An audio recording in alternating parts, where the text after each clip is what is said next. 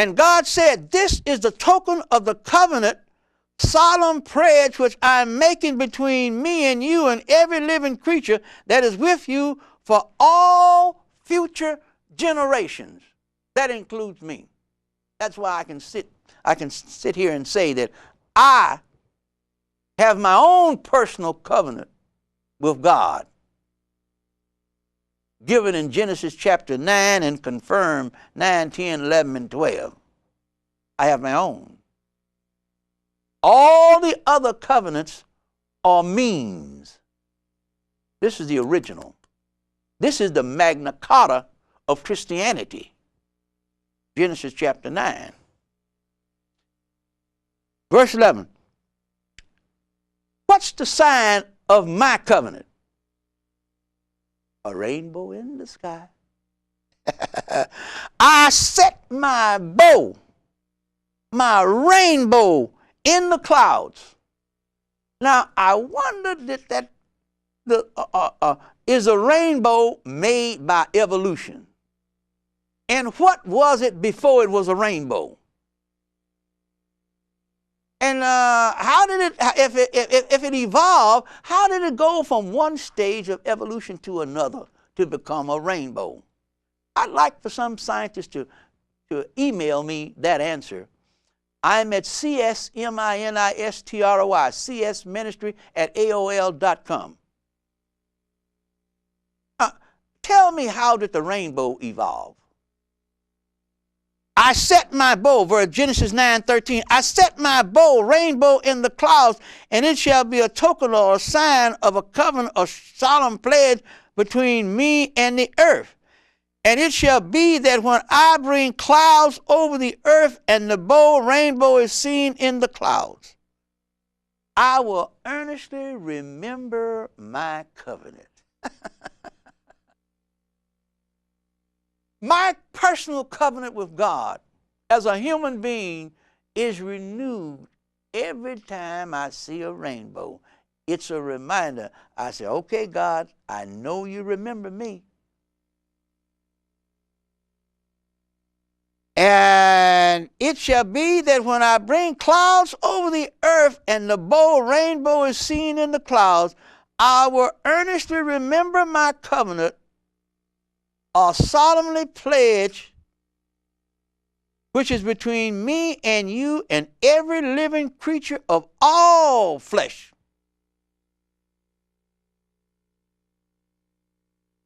And the waters will no more become a flood to destroy and make all flesh corrupt. Not going to rain enough. I know it almost drowned the continent of, almost drowned swamp Australia, and it's not over yet. I will earnestly remember my covenant or my solemn pledge, which is between me and you and every living creature of all flesh, and the water will no more become a flood to destroy and make all flesh corrupt. When the bow, rainbow, is in the clouds, I will look upon it. I will earnestly remember the everlasting covenant. Now, the everlasting covenant means that even though God will institute other covenants, a subsequent covenant cannot annul a previous covenant. All the way down. God's covenant with Israel cannot negate or invalidate the covenant that he made with Abraham and with me through Abraham. Put in place by Jesus Christ of Nazareth for all non-Jewish people. When the rainbow is in the clouds and I look upon it, I will earnestly remember the everlasting covenant of my pledge between God and every living creature of all flesh that is upon the earth. And God said to Noah, this rainbow is a token, a sign of the covenant, a solemn pledge which I have established between me and all flesh upon the earth. Verse 18, I love it. The sons of Noah, my ancestors. I'm a descendant of Noah through his sons, but now God is specifically talking to me. The sons of Noah who went forth from the ark, 3 of them, were Shem, Ham, and Japheth. Ham was the father of Canaan, born later.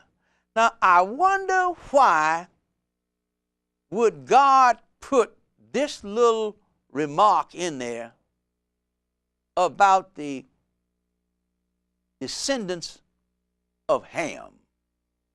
Later on, he's going to put some remarks in there about the descendants of Shem and the descendants of Japheth. But I wonder why would he put that little remark in there about Ham being the father of Canaan and the land of Canaan,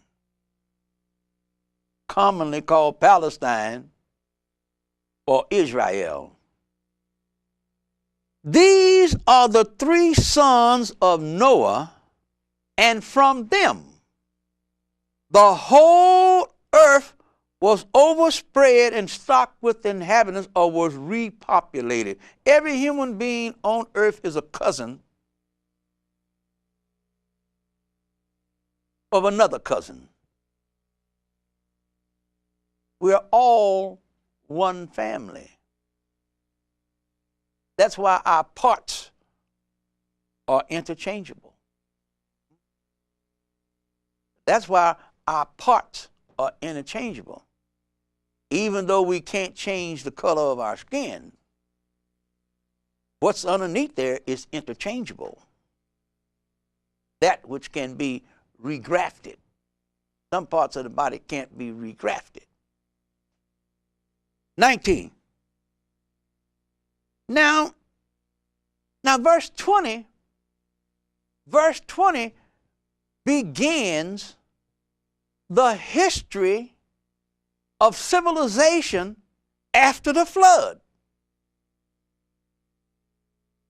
It didn't happen, civilization didn't start in Europe.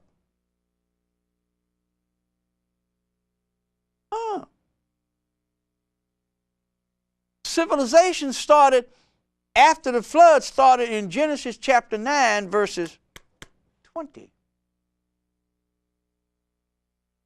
And of course, Noah was a farmer, so he made some wine and he got drunk. Now, Ham, the father of Canaan, here's that designation again, glanced at and saw the nature of his father and told his 2 brothers outside. So saw the nakedness. So Shem and Japheth took a garment, laid it upon the shoulder of both, and went backwards and covered the nakedness of their father. Somebody says that Ham had sex relationship with his father. There is nothing in this scripture to indicate there was anything happen of a sexual nature. It was embarrassment.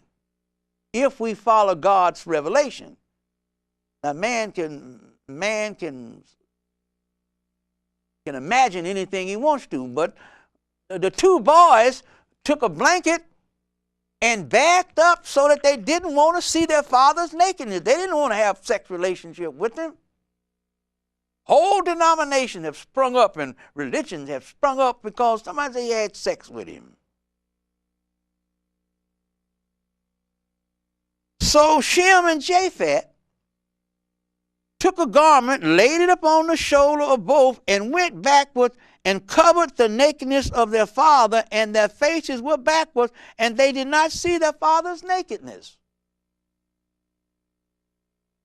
When Noah awoke from his wine, and knew the things which his younger son had done to him, he exclaimed, "Cursed be Canaan, he shall be the servant of servants of his brothers." Now, I got to pause here. I got to pause here because my time is about up for this segment.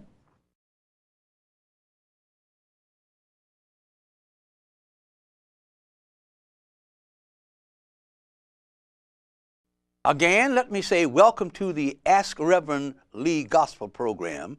We are going into part 2 of our Black History Month program, African American Heritage from a biblical perspective. We are looking beyond the African American slave experience. We are looking beyond Africa.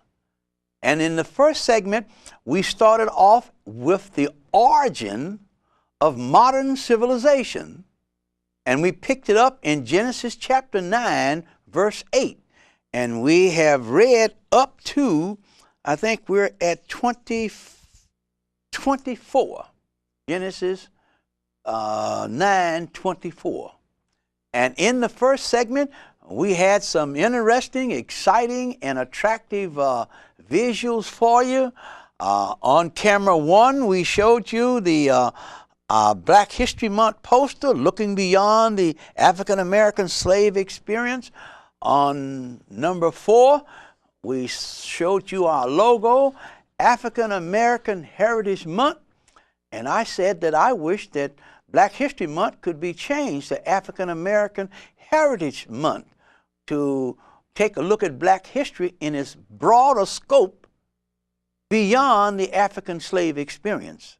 On camera 2, we have some paraphernalia from Africa. I have been to the African continent 4 times, South Africa, Guinea, and twice to Liberia, and have an ongoing ministry in Monrovia, Liberia now, and also Ganta City. And then we're looking at one in Bombay, and we just came back from Ghana last week to start a teaching ministry in Ghana. On camera 5, we have some photographs of the African dancers and some of the African clothing. We have an interesting, exciting part 2 planned for you, and I'm going to continue the reading at Genesis chapter 9, verses 24, where we are on this side of the flood, and where 8 people got off the boat, one family, and from that one family, the whole world was repopulated.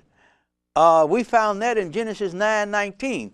Genesis 9:19 makes every human being on the face of the earth a first cousin of the other.